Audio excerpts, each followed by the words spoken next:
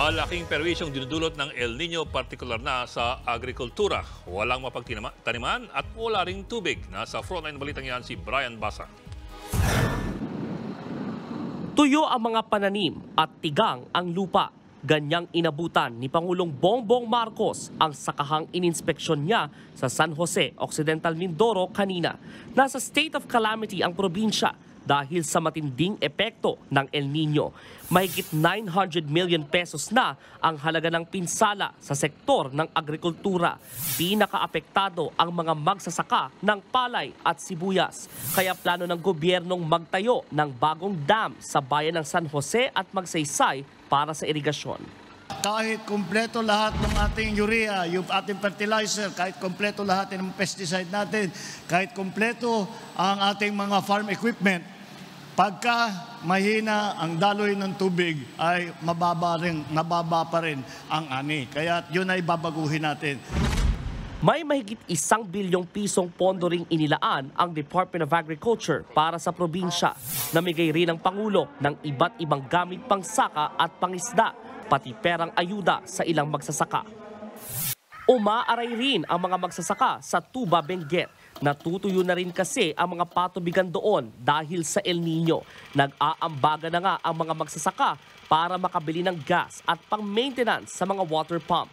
Pwede rin silang umorder ng tubig mula sa Baguio, pero nagmahal ang delivery fee dahil sa kakapusan ng tubig sa syudad. Ayon sa DA Cordillera, higit 300,000 piso ang pinsala ng El Nino sa Benguet. Ngayong araw, 31 lugar ang nakaranas ng mapanganib na antas ng heat index o damang init ayon sa Pag-asa. Pare-parehong nasa danger level sa Apari, Cagayan, Dagupan City, Sangley Point sa Cavite, San Jose Occidental Mindoro, Pili Camarines Sur at Giwan Eastern Samar. Sa Metro Manila, pumalo sa 45 degrees sa Pasay at 43 degrees Celsius naman sa Quezon City. Mainit na nga, limitado pa ang supply ng tubig sa ilang lugar sa Metro Manila dahil yan sa maintenance activities ng Maynilad at Manila Water. Simula pa kahapon, nagpapatupad ng rotational water interruption ang Maynilad sa ilang bahagi ng Quezon City at Valenzuela. Bukas naman mawawala ng tubig ang ilang bahagi ng Caloocan at Navotas.